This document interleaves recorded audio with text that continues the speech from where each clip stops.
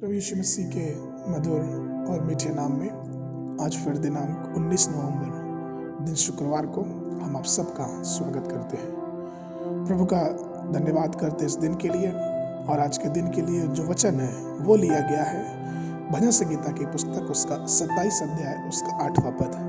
वचन इस प्रकार से कहता है, तूने कहा है कि मेरे दर्शन के खोजी हो, इसलिए मेरा मन तुझसे कहता है कि हे यहोवा तेरे दर्शन का खोजी मैं रहूंगा। इसलिए मेरा मन तुझसे कहता है कि हे यहोवा तेरे दर्शन का मैं खोजी रहूंगा। परमेश्वर का धन्यवाद हो कि परमेश्वर हमें ये बार बार स्मरण दिलाता है कि इस संसार में रहते हुए भी हमें उसके दर्शन की खोजी होना बहुत ही आवश्यक है। और प्रभु मेरे प्रिय लोगों, जब हम प्रार्थना करते हैं, जब प्रभु के सामने विनती करते हैं, प्रभु के चरणों में बैठे रहते हैं, तो असल में वो हमारे जीवन को बहुत सहायता करता है। और अगर हम मूसा के जीवन के विषय में देखेंगे तो मूसा किस प्रकार से 40 दिन और 40 रात परमेश्वर के सामने जब उस पर्वत पर बिताया, और जब वो नीचे आया तो वचन इस प्रकार से कहता है कि इस्राएली लोग मूसा के चेहरे को देख नहीं पाते थे, क्योंकि उसके चेहरे से एक विशेष प्रकार की चमक आती थी।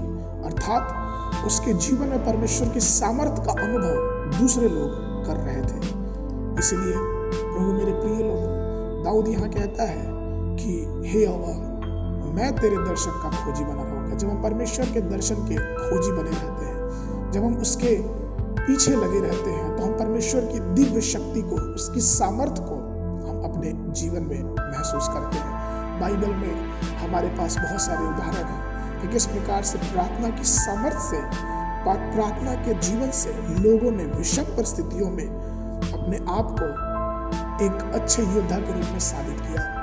हम ये देखते हैं कि किस प्रकार से दानियल, जो कि अपने प्रार्थना की वजह से शेर की मादों में डाला गया, और हम ये घटना पढ़ते हैं कि परमेश्वर ने शेर के मुंह को बंद कर दिया। लेकिन हम ये भूल जाते हैं कि परमेश्वर ने शेर के मुंह को इसलिए बंद कर दिया क्योंकि दानियल इतने सारे नियम कायदे कानून होने के बाद भी, राजा की तरफ से निकली हुई आज्ञा होने के बाद भी वो प्रार्थना करना नहीं भूला। वो खिड़की, यरूशलेम की तरफ अपनी खिड़की को खोलना नहीं भूला, क्योंकि अगर उसने खिड़की को खोला, इसीलिए तो परमेश्वर ने शेर के मुंह को बंद किया। जब इस्राएल की तरफ दानियल रोज खिड़की दिन में 3 बार खोल के दुआ करता, प्रार्थना करता, उसी का एक विशेष कारण हुआ कि शेर के माद में परमेश्वर ने शेर के मुंह को बंद कर दिया।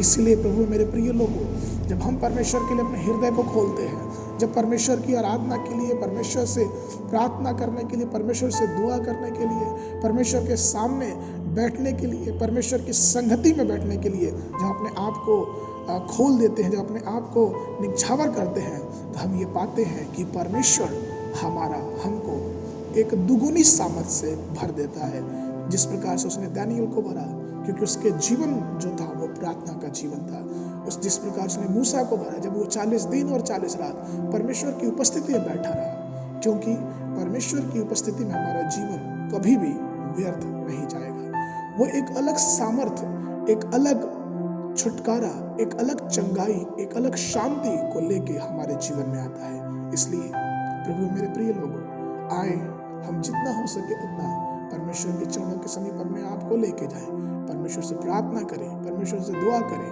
और प्रभु की सामर्थ्य को, जो दैविक है, जो स्वर्गीय है, जो जिस सामर्थ्य के सामने दुनिया की कोई सामर्थ्य नहीं टिक सकती, उस सामर्थ्य का हम और आप लाभ उठाएं, क्योंकि परमेश्वर देने के लिए तैयार है।